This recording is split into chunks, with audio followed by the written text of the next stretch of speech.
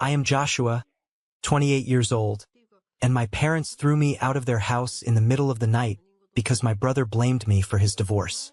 Before I tell you about the terrifying email that exposed his entire sick plan, let me know where you're watching from in the comments.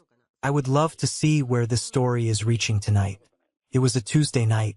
I remember that clearly because I had just finished a massive design project for a freelance client, and my eyes were burning from staring at my monitor for 14 hours straight. I lived at home to save money while building my portfolio. I parked my used sedan in the driveway, right behind my older brother Matthew's gleaming black Porsche. Matthew did not live with us. He lived in a massive house in the suburbs with his wife, Hannah. Seeing his car there at 11 at night sent a cold spike of anxiety right through my chest. Something was wrong. I unlocked the front door and stepped into the hallway. The house was dead silent, but all the lights in the living room were blazing. I walked around the corner, shrugging off my jacket, and froze. My father, Robert, was standing by the fireplace. His face flushed a dangerous, dark red.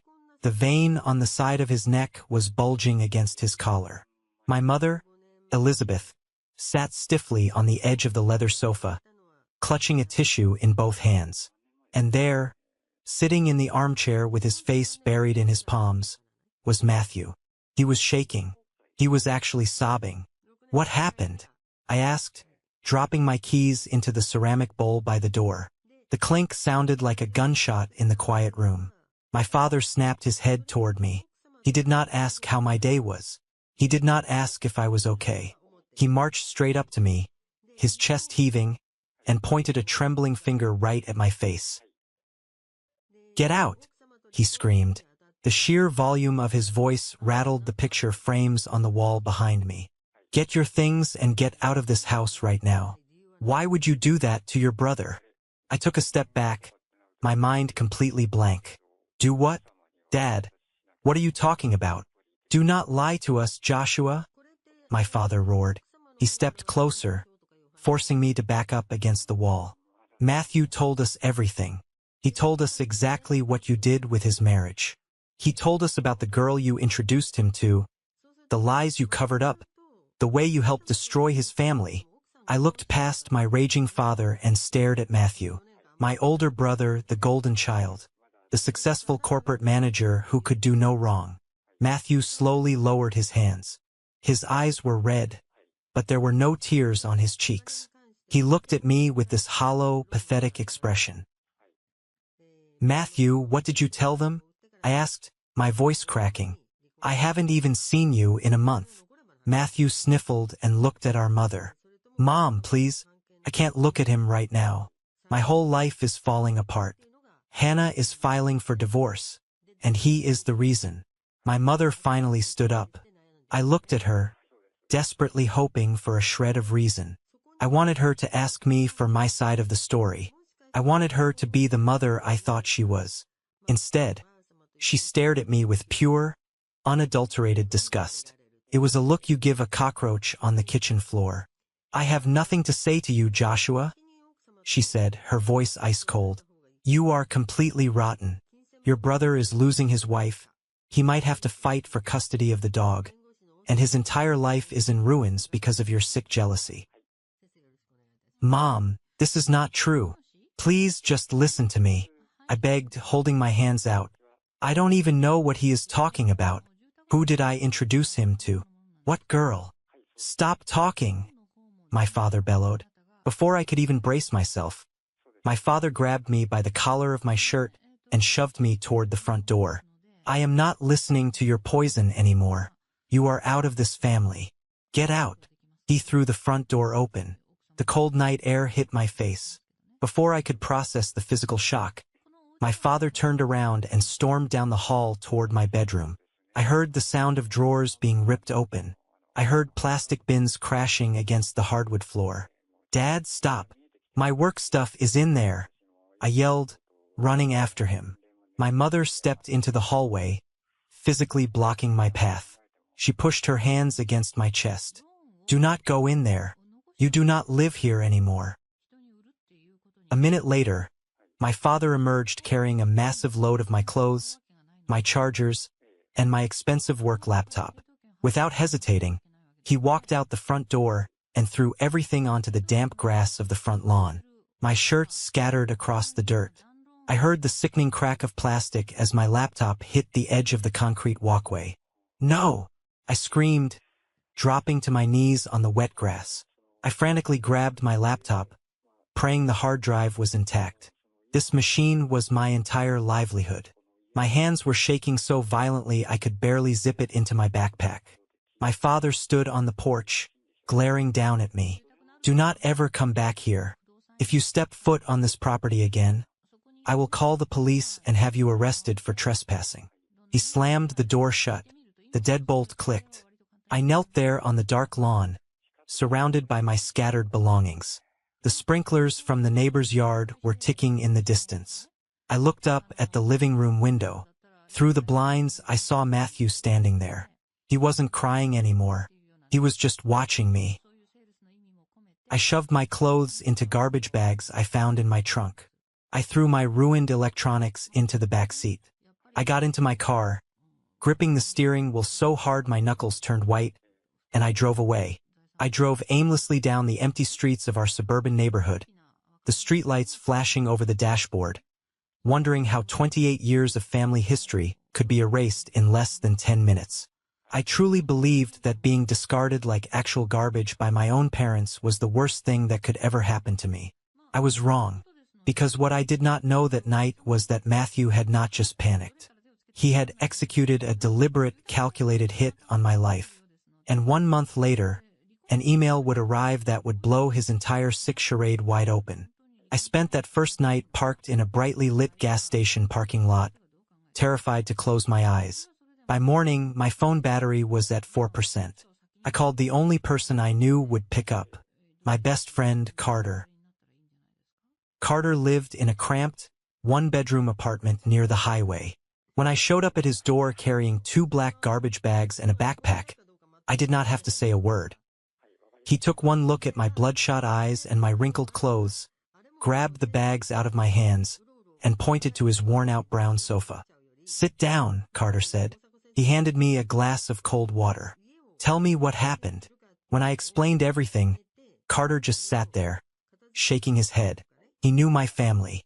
He knew Matthew was the golden child, the son who got the expensive college fund while I had to take out student loans. He knew my parents worshipped the ground Matthew walked on because he was an executive and drove a Porsche. But even Carter was shocked by the sheer cruelty of it. "They didn't even ask you one question?" Carter asked, his brow furrowed in disbelief. "Not one," I said, staring at my shaking hands. "They just tossed me out, like I was nothing." I slept on Carter's couch for 4 days. The apartment smelled faintly of stale pizza and cheap laundry detergent, but it was safe. Every morning, I woke up with this crushing weight on my chest, hoping it was all a nightmare. I would immediately check my phone, expecting a text from my mom saying she was sorry, or a missed call from my dad asking me to come back and explain. Nothing. The silence from them was deafening. On the 5th day, I tried to call my mother. The call went straight to voicemail. I tried my father. Straight to voicemail. They had blocked my number. I sat on the edge of Carter's couch, the phone heavy in my hand, feeling a hot wave of humiliation wash over me. I was their son, and they had erased me with the push of a button. I could not accept it. I needed to see them. I borrowed Carter's car because mine was running on fumes, and I drove back to the house I grew up in. My heart was pounding frantically against my ribs as I walked up the driveway. The Porsche was gone. I rang the doorbell. I waited. A minute later, the door swung open, and my mother stood there. "Mom," I started, my voice desperate. "Please just give me 5 minutes. You have to listen to me." Her face hardened into stone. She did not look at me like a mother looking at her child. She looked at me like a stranger trying to scam her. "I told your father you would try to slither back," she said coldly. "If you do not leave this porch right now, I am dialing 911. You are not welcome here, Joshua. Your Aunt Sarah has already told the rest of the family what you did to your brother. Do not embarrass yourself further." She slammed the door in my face. The sheer finality of that wooden door hitting the frame broke something inside me. Aunt Sarah, of course, the biggest gossip in the family. Matthew had not just poisoned my parents. He was systematically destroying my reputation with every relative we had. I walked back to the car, my vision blurring with angry tears. But the betrayal was not over. Later that afternoon, my phone buzzed. It was a text from Dylan. Dylan and I had been close friends since high school, and he was also a buddy of Matthew's. I opened the message, expecting support. Instead, the words on the screen made my stomach drop. "Don't ever contact me again, man. Matt told me everything. I can't believe you would set him up with some random girl and help her hide from his wife. You ruined his marriage. You're sick. We are done." I typed out a furious reply. "Dylan, you know me? I didn't do anything. He is lying. Message not delivered." Dylan had blocked me too. Matthew was burning my bridges one by one, watching the flames from a safe distance. He had completely isolated me. I had no family, no extended relatives, and now my oldest friends were turning their backs on me. I was a social pariah, cast out for a crime I didn't even understand. But I was done crying. Sitting in Carter's dark apartment that night, eating cold noodles from a takeout box, a deep, bitter realization settled over me. I was not going to win them back by begging. I was not going to get my family to love me by showing them how much they hurt me. They did not care. I needed to know the exact details of the lie Matthew told. I needed to know who this mystery woman was, and I needed to survive. The next morning, I moved out of Carter's place. I found the cheapest, most rundown studio apartment in North Austin. The landlord, Mr. Charles, was a grumpy man who demanded 2 months of rent in cash up front. I handed over almost my entire savings, leaving me with exactly $42 to my name. The studio was tiny. The floorboards creaked, the pipes groaned, and the single window looked out over a dumpster. But the door had a deadbolt. I locked it, sat on the bare mattress on the floor, and opened my cracked laptop. I had to fix this. I had to find out the truth. And I had to start making money before I starved. I spent the next 3 weeks operating like a machine. I woke up at 6 in the morning, drank cheap instant coffee, and glued myself to my cracked laptop. I sent out hundreds of applications for freelance design work. My survival depended entirely on my ability to keep my head down and ignore the gaping hole where my family used to be. Mr. Charles, the landlord, knocked on my door on the exact day rent was due, tapping his thick gold ring against the cheap wood. He did not care about my sob story. He wanted his cash. The pressure of the ticking clock forced me to work harder than I ever had in my life. I barely slept. I ate generic canned soup. I wore the same 3 shirts. Eventually, the relentless grinding paid off. I landed a massive contract with a marketing firm run by a man named Mr. Gray. Mr. Gray was a no-nonsense CEO who valued fast, high-quality work over corporate politics. I delivered a branding package 3 days ahead of schedule. He called me personally, his voice booming through the phone speaker. "Joshua, this is excellent work. My team loves it," Mr. Gray said. "I know you're freelancing right now, but I want to offer you a full-time remote position. Good salary, full benefits. You earned it." When I heard the word salary, I actually had to grip the edge of my cheap desk to keep from falling out of my chair. It was a lifeline. It was stability. For the first time in a month, I felt a genuine spark of hope. I accepted the job immediately. I was finally standing on my own 2 feet. But the ghost of my brother's lie still haunted me. I could not move on until I knew the truth.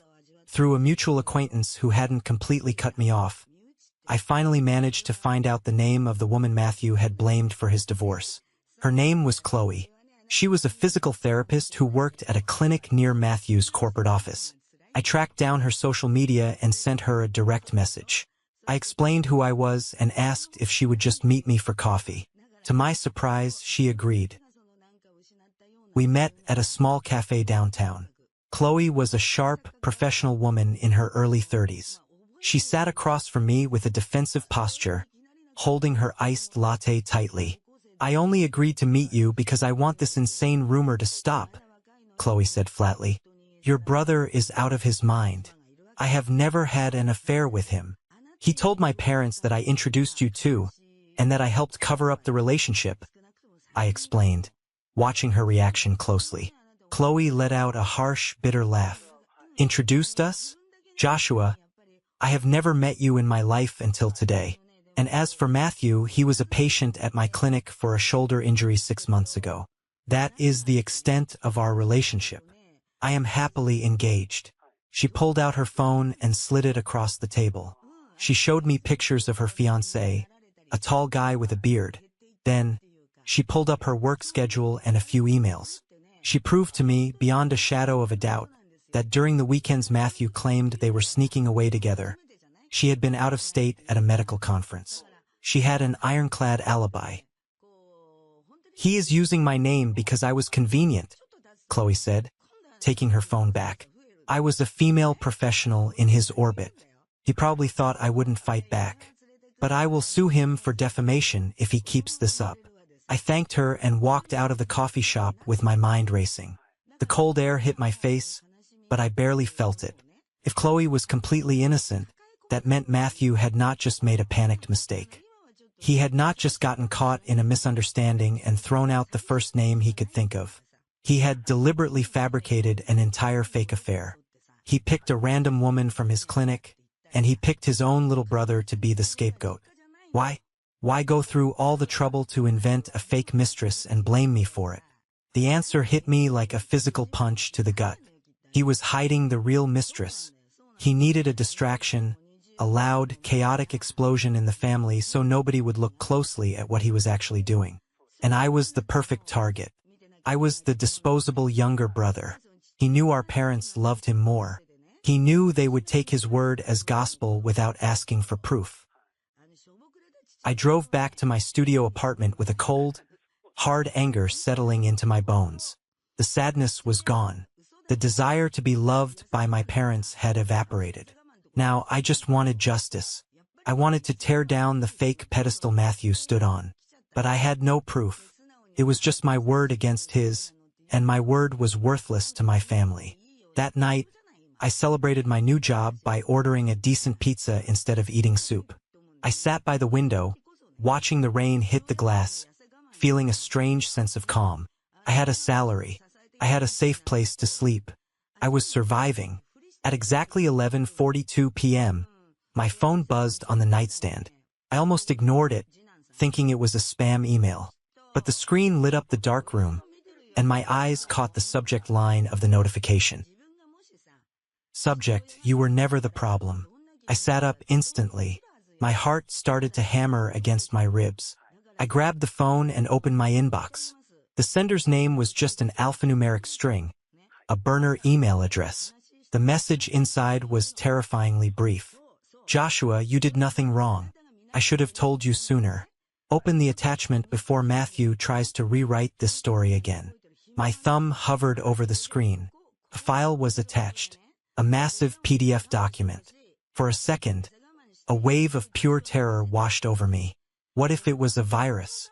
What if it was Matthew trying to mess with me again? But the wording, someone knew exactly what had happened. I tapped the screen. The file downloaded. And what I saw on the very first page made my blood run cold. The document opened, and the bright white light of the screen illuminated my dark apartment. I stopped breathing. The very first page was a screenshot of an email, officially stamped by a family law attorney. It was a formal declaration for a divorce proceeding. I scrolled down frantically. Page 2 was a massive compilation of text messages.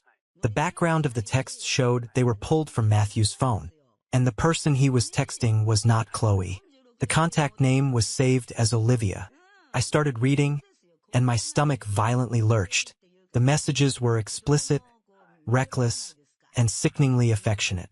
They talked about booking hotel rooms downtown. They talked about how annoying Hannah was. But what made me physically nauseous was a specific exchange dated 2 days before my parents threw me out. Olivia, Hannah is getting suspicious. What happens if she finds out? I'm not dealing with your crazy family. Matthew, don't worry about it. I already have a plan. If things blow up, I'll tell my parents it was a misunderstanding with that physical therapist, Chloe, and I'll say Joshua set us up. They hate Joshua's lifestyle anyway. They'll buy it instantly. Olivia, you'd throw your brother under the bus? Matthew, he's a loser. It doesn't matter. They'll focus on being mad at him and I'll play the victim. Just lay low. I read that paragraph 5 times. He called me a loser. He mapped out my execution like he was planning a grocery run. He knew our parents favored him, and he weaponized their blind loyalty to protect his disgusting affair. I kept scrolling, my vision turning red with absolute fury. But the betrayal went even deeper. The next few pages were financial records, bank statements, credit card bills. There were thousands of dollars charged to luxury jewelry stores and high-end restaurants, all for Olivia. But the most damning document was a bill of sale. Matthew had secretly sold his black Porsche. I stared at the paperwork in disbelief. The car I had seen in the driveway that night, the car he constantly bragged about, had been sold 3 days after I was kicked out. He sold it for cash to a private dealership to cover the massive debts he racked up from his affair. But right below the bill of sale were screenshots of text messages Matthew had sent to our father just last week. Matthew, Dad, Hannah's lawyer is destroying me in the divorce. They froze my accounts. I don't even have money for rent. I might lose everything because of what Joshua did to my marriage. Robert, Dad, do not worry, son. Your mother and I are pulling from our retirement savings today. We are also going to redirect the money from the college fund we set up for your kids. We will wire you $40,000 tomorrow. We won't let Joshua's evil actions ruin you. My jaw clenched so hard my teeth ached. A cold, surgical rage washed over me. Matthew was not just using me to hide his mistress. He was using my exile to actively scam our parents out of their life savings. He sold his luxury car to pay off his mistress's debts, then cried poor to our father, blaming me to steal their money. And my parents, in their infinite stupidity and bias, handed him their retirement cash without asking a single question. I reached the bottom of the PDF. There was a final note typed at the bottom of the last page. I found his backup phone in the guest room. I saw everything. I am so sorry I stayed quiet, Joshua. I was just trying to protect myself and get my ducks in a row with my lawyer. He took everything from you. It's time to take it back. Let's meet. Below the note was an address for a diner on the outskirts of town and a time. 9 a.m. tomorrow. The sender wasn't a stranger. It was Hannah, Matthew's wife. I did not sleep a single second that night. I sat at my cheap desk, staring at the wall, listening to the hum of the refrigerator. The sadness was entirely gone. The boy who cried on the front lawn was dead. The man sitting in that chair was dangerous. The next morning, I put on my best button-down shirt. I drove to the diner. The bell above the door jingled as I walked in. Hannah was sitting in a booth in the back, nursing a black coffee. She looked exhausted, with dark circles under her eyes, but her posture was rigid and determined. I slid into the booth across from her. I didn't say hello. I just looked at her. You brought the physical copies? I asked, my voice terrifyingly calm. Hannah reached into her large tote bag and pulled out a thick, heavy manila folder. She slid it across the sticky Formica table. Everything is in there, Hannah said quietly. The texts with Olivia, the car sale, the wire transfers from your parents. My lawyer said I have enough to absolutely destroy him in the divorce. I'm taking the house. I'm taking full custody of the dog. He is getting nothing. Why give this to me? I asked, tapping the folder. Because destroying him in court isn't enough, Hannah replied, her eyes flashing with a cold fire. He destroyed your relationship with your family to cover his tracks. He's sitting in your parents' house right now, eating their food, spending their retirement money, and playing the victim. He needs to lose them, too. I looked at the folder. The weapon I needed was right here. It was heavy, undeniable truth. Are my parents home right now? I asked. Hannah checked her watch. Yes, it's Sunday morning. They are all there, having a nice, Peaceful family breakfast. I grabbed the folder and stood up. Let's go ruin their breakfast. Hannah and I drove in separate cars. I pulled up to the curb of my childhood home. The grass where my laptop had shattered a month ago was perfectly manicured. The house looked quiet, pristine, and entirely built on lies. I walked up the driveway with Hannah right beside me. I did not bother knocking. I reached into my pocket, pulled out the spare key my parents had forgotten to demand back, and unlocked the front door. We stepped into the foyer. The smell of bacon and fresh coffee drifted from the kitchen. I heard laughter. It was my mother, chuckling at something Matthew said. The sound made my blood boil. I walked straight into the dining room. My father was reading the newspaper at the head of the table. My mother was pouring orange juice. Matthew was sitting there in his expensive cashmere sweater, cutting into a pancake. The moment they saw me, the laughter died instantly. The room went dead silent. My mother dropped the juice pitcher onto the table with a loud thud. My father stood up so fast his chair tipped backward and crashed onto the floor. "How dare you come into this house?" my father roared, his face turning that familiar, dangerous shade of red. "I told you I would call the police. Get out before I have you arrested." "Call them," I said, my voice dangerously steady. I did not flinch. I did not back away. I walked right up to the dining table and slammed the thick manila folder down right next to Matthew's plate. Matthew looked at the folder. Then he looked at Hannah standing behind me. The color completely drained from his face. He suddenly looked like a ghost. "What is this?" my mother demanded, pointing a shaking finger at Hannah. "Hannah, what are you doing here with him? He ruined your marriage." "No, Elizabeth," Hannah said, her voice dripping with venom. "Your golden boy ruined his own marriage. Joshua had absolutely nothing to do with it." My father stared at Hannah, confused. "What are you talking about?"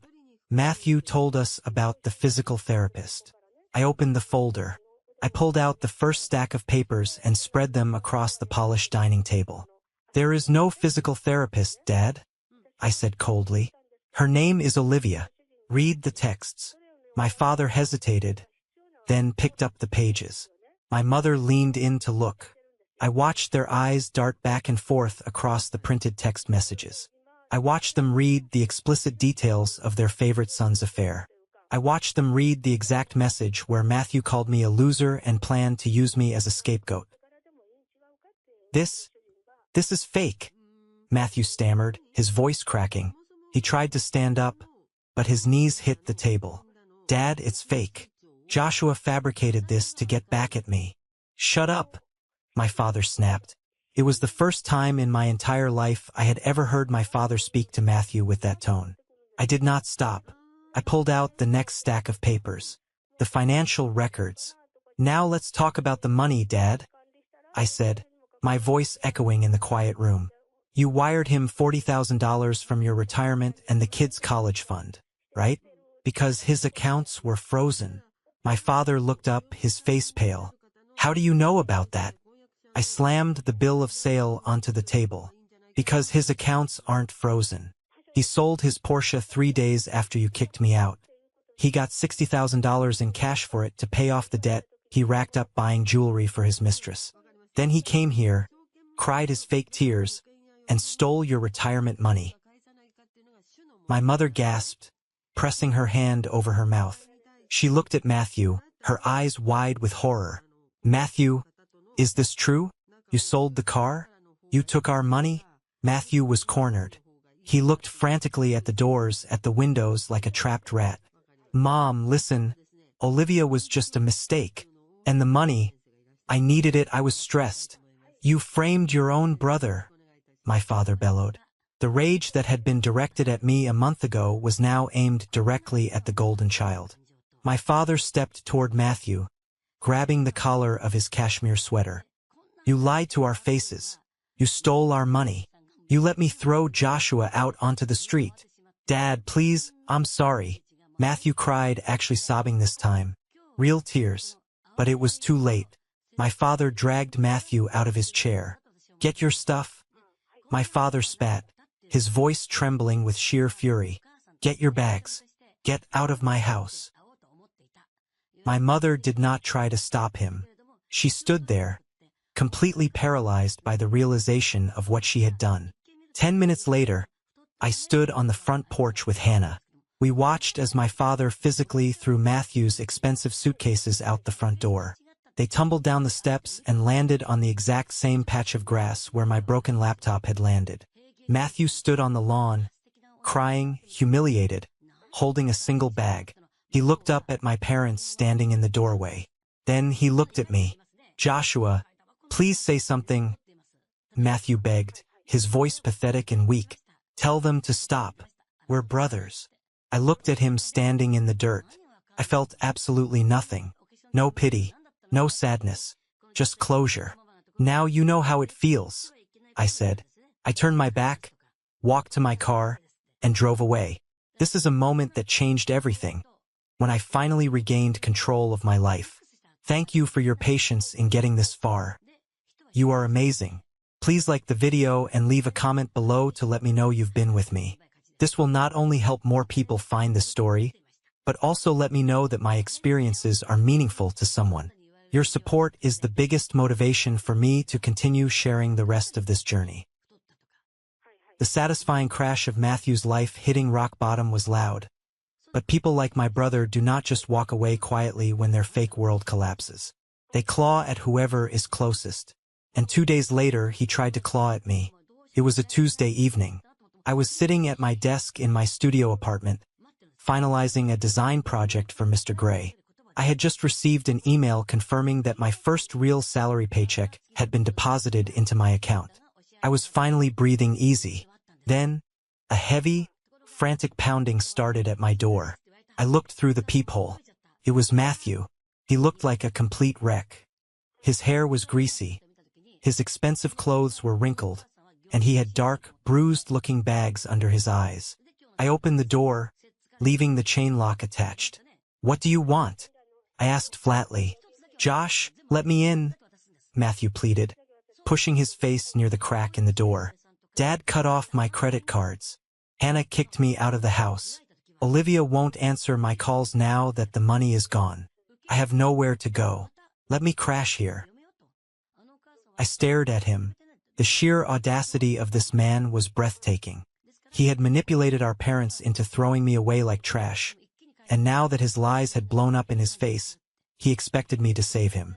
"You are not coming in here," I said calmly. "Go stay at a hotel." "I don't have any money," Matthew yelled, his voice cracking with desperation. "Mom and Dad won't even answer the phone. You have to help me, Joshua. I'm your brother. You owe me." "I owe you nothing," I replied. "You made your choices. Now live with them." I went to shut the door. Suddenly, Matthew's demeanor flipped. The pathetic begging vanished, replaced by a vicious, unhinged anger. He shoved his foot into the doorframe, preventing me from closing it. "You did this to me," he screamed, his face twisting with rage. "You and Hannah. You ruined my life. If you hadn't brought those papers to the house, none of this would be happening. You're going to pay for this, you little punk." He started slamming his shoulder against the door, trying to break the chain. The cheap wood of the doorframe splintered. I didn't argue. I didn't yell back. I simply pulled out my phone, dialed 911, and put it on speaker so he could hear the operator answer. "Yes, I need police assistance at my apartment immediately," I said clearly. "There is an aggressive man trying to break down my door." Matthew's eyes went wide. He pulled his foot out of the doorframe and backed away down the hallway. "You're crazy. You're calling the cops on your own blood?" he yelled, before turning and sprinting toward the stairwell. I shut the door and slid the deadbolt into place. My hands were shaking, but not from fear. It was the adrenaline of finally setting a hard, impenetrable boundary. 15 minutes later, Officer Nathan arrived. He was a tall, calm veteran officer. I let him inside, showed him the splintered doorframe, and handed him my phone. I let him listen to the 3 voicemails Matthew had left me while running away, voicemails filled with unhinged screaming and threats. "I want a restraining order," I told Officer Nathan, looking him dead in the eye. Officer Nathan nodded, writing down the details in his notepad. Given the property damage and the recorded threats, we can expedite a protective order. He won't be able to come within 500 feet of you, your home, or your workplace. If he does, he goes straight to jail. Filing that police report was the final nail in the coffin of my past life. Within 48 hours, the legal paperwork was served to Matthew. He was officially barred from my existence. But the fallout wasn't just limited to Matthew. A week later, I received a long text message from my mother. It was a massive block of text, filled with crying emojis and overly dramatic language. "Joshua, honey, we are so devastated." The text read, "We had no idea Matthew was capable of such lies. Your father and I are heartbroken over the money we lost, and we miss you so much. Family shouldn't be divided like this. The dust has settled now. Let's all meet for dinner this Sunday and move forward as a family." I read the message twice. I sat on my bed, staring at the glowing screen. Not once in that massive paragraph did she say the word, sorry. Not once did she apologize for refusing to listen to me. Not once did she acknowledge the trauma of throwing her own son onto the lawn in the middle of the night. She only mentioned the money they lost. They didn't want accountability. They just wanted to sweep their horrific behavior under the rug and pretend they were a happy family again because their golden child had turned out to be a fraud. They wanted comfort. I wanted peace. I typed a single sentence in response. "You made your choice that night. Live with it." I hit send. Then I went to their contact profiles and I blocked my mother. I blocked my father. I blocked Aunt Sarah, Dylan, and anyone else who had eagerly participated in my destruction. I put my phone face down on the desk. The apartment was quiet, but it wasn't a lonely quiet anymore. It was the quiet of a clean slate. I had survived the storm, and for the first time in my life, I was the one steering the ship. The weeks that followed that explosive Sunday morning were the quietest of my entire life. It was not the heavy, anxious, suffocating silence I had experienced while sleeping on Carter's lumpy couch. That old silence was filled with fear. This new silence was different. It was a clean, sweeping silence. It was the sound of a toxic foundation finally crumbling to the ground and settling into dust. I did not have to look over my shoulder anymore. I did not have to check my phone every 5 minutes, wondering if another relative was going to send me a hateful message based on Matthew's lies. The truth was out, and the truth is a remarkably effective shield. I did not have to go looking for information about what happened to Matthew. When a golden child falls from a very high pedestal, the shockwaves travel incredibly fast. Carter, who still had a few solid connections in our old hometown, called me one evening while I was sitting at my drafting table, sketching a new logo for a client.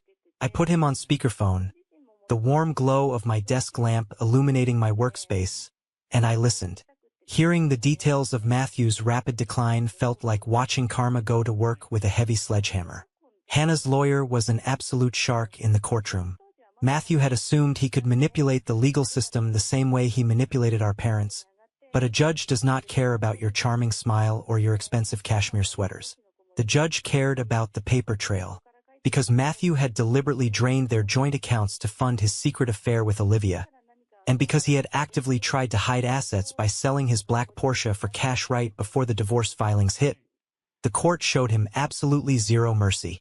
The financial discovery phase of the divorce was a bloodbath. Hannah kept the sprawling suburban house. She kept both of the remaining cars. She even won full custody of their golden retriever, a dog Matthew didn't even care about but fought for just to be petty. Matthew walked away from that marriage with nothing but a few suitcases of clothes and a mountain of legal fees he could no longer afford to pay. But the financial ruin of the divorce was only the first domino to fall. Matthew was a mid-level manager at a very conservative, high-end wealth management firm. He prided himself on his pristine corporate image. He always wore tailored suits, schmoozed with the right executives, and projected an aura of absolute perfection. But you cannot keep a loud, chaotic public meltdown a secret forever. Between the messy divorce proceedings, the rumors flying around town, And the official police report I filed for the protective order when he tried to break down my door, his firm's human resources department caught wind of the situation. They launched an internal review. Corporate investigators started digging into his emails and his expense reports. They found out he had been using his corporate expense account to buy expensive lunches and book downtown hotel rooms for Olivia, fraudulently claiming they were client meetings. In the corporate world, stealing company money to fund an affair is an immediate death sentence. They fired him on a Tuesday morning. He didn't even get a severance package. Carter heard from a guy who worked in the same building that Matthew was escorted out of the glass lobby by 2 armed security guards, carrying his personal belongings in a single cardboard box, while his former colleagues watched in stunned silence. His steady salary, the cornerstone of his massive ego, was gone in an instant. And Olivia, the woman he had blown up his entire family to protect, the woman he had chosen over his own brother, she vanished the exact second the money dried up. Carter told me she blocked Matthew's number the day after he lost his corporate job. She was never in it for love. She did not care about Matthew as a person. She wanted the passenger seat of the Porsche, the fancy weekend getaways, and the fine dining. The moment Matthew became a broke, unemployed liability with a ruined reputation, she dropped him without a single second thought. She packed her bags, walked out of the hotel room he had rented for her, and never looked back. With no wife, no mistress, no job, no salary, and no luxury car, Matthew had to face the harsh, freezing reality of the bed he had made. He had nowhere left to turn. Our parents, who had blindly handed over their retirement money and raided the family college fund to save him, finally cut him off. It was not out of some grand moral principle.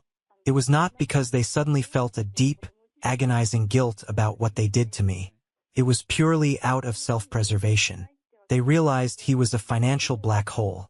They had been completely scammed by their own son, and the embarrassment of it, the realization that their perfect boy was a con artist, made them lock their doors to him. Matthew was forced to move into a rundown, deeply depressing apartment complex on the very outskirts of the city.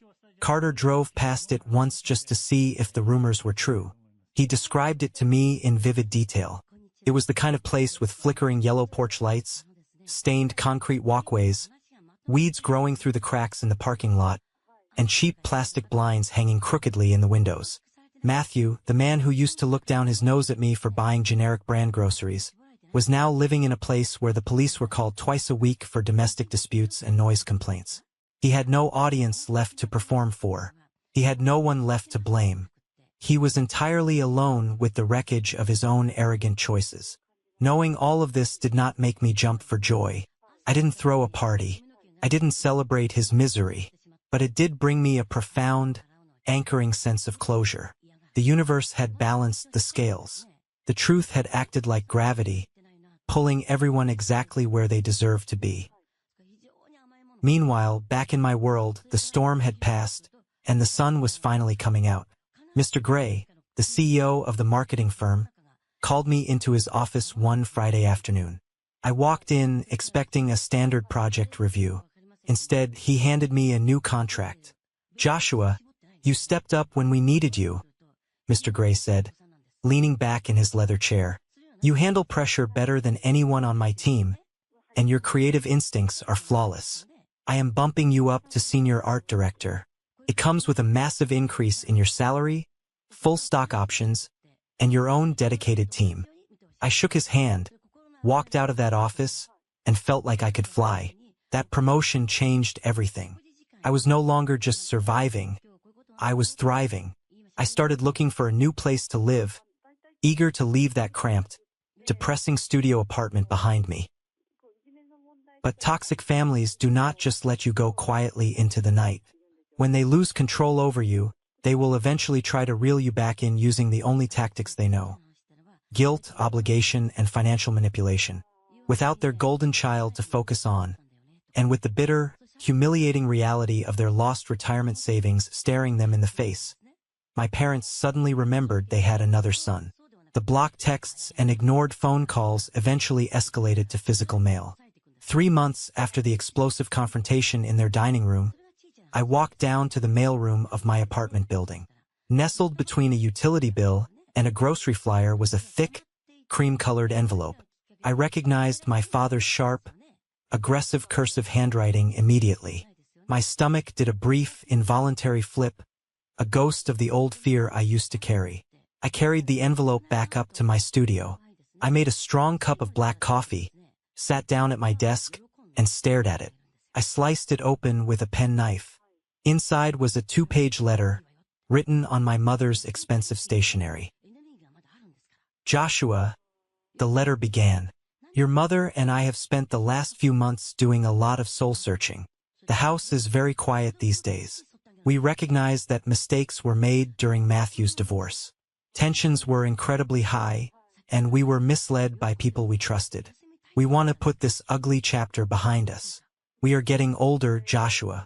Your uncle recently passed away, and attending his funeral made us realize how short life truly is. We need to start making concrete decisions about the estate, the remaining property, and your future inheritance. We simply cannot do that while this family remains fractured. Please call your mother. We are willing to forgive and forget. I read the letter twice.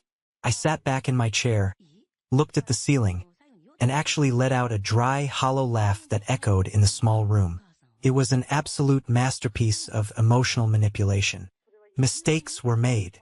Notice how there was no "I made a mistake" or "we were wrong." The passive voice did all the heavy lifting to avoid taking any real, personal accountability.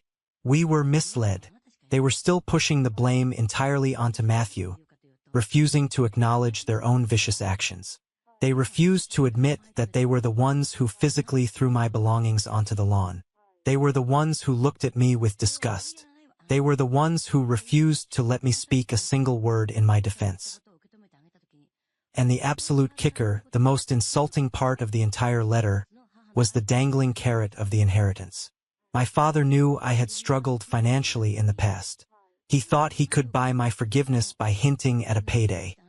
He thought I was still that terrified, broke 28-year-old kid kneeling on the wet grass, begging for scraps of their approval. He thought he could wave a check in my face and erase the trauma they inflicted on me. He didn't know that my life had completely changed. He didn't know about my promotion. He didn't know that my new salary was more than enough to live incredibly comfortably. I didn't need a single dime of his conditional, toxic, blood-stained money. I would rather be broke for the rest of my life than accept a financial inheritance that required me to surrender my dignity. I took the thick, cream-colored pages, stacked them neatly, tore them perfectly in half, and dropped them straight into the trash can. I did not write an angry reply. I did not call to yell at them. I let the absolute silence be my final answer. They wanted a relationship with me now because their preferred option had turned out to be a total fraud. They wanted the comfort of pretending they were good, loving parents without doing the agonizing, ego-crushing work of actually apologizing and changing their behavior. But I was no longer a backup plan. I was a person, and I absolutely refused to be a placeholder in my own family. That night, I went out for dinner with Carter and a few new friends I had made at the firm. We sat on a wooden patio under bright string lights, eating incredible food, drinking cold beer, and laughing until our ribs physically hurt. I looked around the table at these people. These were people who knew me, who respected my boundaries, and who had never once asked me to shrink myself down to make them comfortable. I realized right then, looking at their smiling faces, that my life wasn't empty because I lost my biological family. My life was finally full because I had cleared out the poison, making room for something real, honest, and completely safe. 3 years have passed since the night my father pointed a trembling finger at the driveway and screamed at me to get out of his house. If you had told me back then, while I was sitting in my freezing car with my shattered laptop and my garbage bags full of wrinkled clothes, that being thrown away was the best thing that could have ever happened to me, I would have thought you were clinically insane. When you are in the middle of the storm, you cannot see the sunlight. You only feel the rain. But time has a very funny, undeniable way of revealing the absolute truth. I don't live in that cramped, noisy studio apartment anymore. Thanks to my promotion and the incredible salary that came with it, I saved up enough money to buy my own place. It is a beautiful, light-filled, mid-century modern house in a quiet neighborhood. It has a large, green backyard, a massive kitchen where I love to cook, and a heavy, solid oak front door that only opens for people I actively choose to let into my life. I bought a brand new car. I replaced the broken laptop with the absolute best, highest-end equipment on the market. I built a life that is entirely, undeniably mine. I built it brick by brick, funded by my own hard work, and protected by my own rigid boundaries. Carter is still my best friend. We are closer now than we ever were. A year ago, we actually started a small side business together, doing freelance branding and marketing for local coffee shops and breweries. It's thriving. He was the guy who opened his door and let me sleep on his smelly sofa when I had absolutely nothing. So he is the guy who gets to sit at the head of my dining table now that I have everything. We host massive barbecues in my backyard on the weekends. My house is always full of music, the smell of good food, loud laughter, and genuine, unfiltered connection. This is my chosen family. I haven't spoken a single word to my parents or Matthew in 3 years. Not a text, not an email, not a phone call. The silence is golden. Occasionally, news still trickles down through the grapevine. People talk, and sometimes Carter hears things from old acquaintances. I heard Matthew is still bouncing between low-paying entry-level jobs. He cannot hold down a position because he constantly clashes with management. He is still playing the victim. He blames his ex-wife, he blames his former boss, he blames the economy, and he probably still blames me for his miserable existence. Because he never took accountability for his actions, he never grew. He is trapped in a prison of his own making, forever bitter, forever looking for a shortcut. My parents are still living in that big, quiet, empty suburban house. They refuse to admit their own role in the destruction of their family. To this day, they tell the extended relatives that I am a rebellious, deeply ungrateful son who abandoned them in their old age. They paint themselves as the tragic victims of a broken generation. Let them say it. Their false narrative does not control me anymore. Their words have no power in my house. The hardest, most painful lesson I had to learn in my 20s was that sharing DNA with someone does not automatically make them your family. Blood gives you a biological connection, yes. It gives you shared physical traits. But blood does not guarantee loyalty. It does not guarantee respect. And it certainly does not guarantee love. For years, I twisted myself into knots trying to be the good son. I stayed quiet when they insulted me. I took the blame for things I didn't do. I accepted far less than I deserved because I genuinely thought that was what family required. I thought family meant enduring pain. I thought if I just loved them hard enough, if I was just useful enough, they would eventually see my value. I thought I could earn my way into their hearts. But toxic people do not value you for who you actually are. They value you for what you can do for them. Matthew valued me because I was a highly convenient scapegoat to hide his disgusting affair. He used me as a human shield. My parents valued me as a punching bag. They needed somewhere to direct their anger, so they didn't have to face the terrifying, heartbreaking reality that their golden child, the son they bragged about to their friends, was actually a manipulative monster.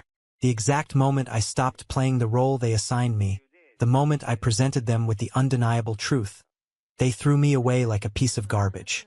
And surviving the absolute worst, most complete betrayal from the very people who were supposed to protect me unconditionally, taught me how incredibly strong I actually am. I realized that my desperate fear of being abandoned was the very thing keeping me trapped in their cycle of abuse.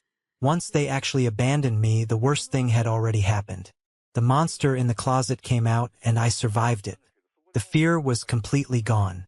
And underneath that fear was a relentless, unshakable, burning drive to succeed on my own terms. You do not have to endure emotional abuse just because the person hurting you shares your last name. You do not have to attend every single argument you are invited to. You do not have to accept a fake, poorly worded apology that lacks any sign of changed behavior. And you absolutely do not have to negotiate your own mental peace just to keep someone else comfortable in their web of lies. If you are listening to my voice right now, and you are sitting in a dark room, staring at your phone, wondering why the people who are supposed to love you keep treating you like you are disposable. I want you to hear me clearly. Look at the screen. Listen to my words. It is not your fault. There is nothing fundamentally wrong with you. You cannot fix a dynamic that requires you to be broken in order to function. You cannot heal a sickness that the patient refuses to acknowledge. Sometimes, the bravest, most powerful thing you can do in your entire life is pack your bags, walk out the front door, and never, ever look back. It will hurt. God, it will hurt. It will be terrifying. You will have nights where you stare at the ceiling and wonder if you made a massive mistake. You will grieve for the family you deserved but never actually had. But I promise you this. One day, the storm will run out of rain. You will wake up in a life that is completely, beautifully peaceful. You will look around at the home you built with your own two hands, the friends you intentionally chose, and the profound respect you demanded from the world, and you will realize that walking away was the exact moment your real life finally began. Before we wrap up this video, I want to take a moment to step back from the story and talk directly to you about the deeply important lesson hiding inside these events. What happened to me is a textbook, extreme example of the golden child and scapegoat dynamic. In highly toxic or narcissistic family systems, the parents often choose one child to project all their hopes, dreams, and impossible standards of perfection onto. That is the golden child. In my family, that was Matthew. The golden child can do absolutely no wrong, and their mistakes, no matter how severe, are always excused, covered up, or blamed on someone else. But to maintain that fragile illusion of absolute perfection, the family system requires a scapegoat. They desperately need someone to carry the blame, the shame, and the harsh consequences for the family's deep-rooted dysfunction. If you identify with my role in this story, if you have always been the one blamed for everything that goes wrong, I need you to internalize something crucial today. Being the family scapegoat has absolutely nothing to do with your actual character or your worth as a human being. You were not chosen for this role because you are bad, weak, or unlovable. You were chosen because you are strong enough to carry the massive emotional weight they refuse to carry themselves. You possess a level of empathy, awareness, and truthfulness that directly threatens their comfortable state of denial. The hardest truth to accept on this healing journey is that you cannot heal a toxic family system from the inside by simply loving them harder. You cannot explain, argue, or debate your way into being respected by people who are deeply committed to misunderstanding you. True, lasting healing only begins the exact moment you step back and enforce a hard, non-negotiable boundary. Setting a boundary isn't about punishing them. It is entirely about protecting yourself. It is about recognizing that your mental health, your emotional peace, and your future are sacred, and they are worth fighting for. I want to know your thoughts on this dynamic.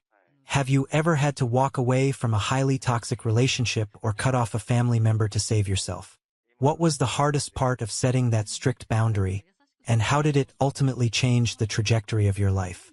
Please share your experiences in the comments section below. We are building a powerful community of survivors here on this channel, and your specific story might be the exact thing someone else desperately needs to hear today to finally find the courage to choose their own peace. If you don't feel comfortable sharing the private details of your story, but you found value in this lesson and resonate with what I've said, simply drop the word "good" in the comments so I know this message reached you. Thank you so much for being here, for taking the time to listen, and for continuing to support this channel. Remember, your peace is priceless. Never let anyone convince you otherwise. I'll see you in the next video.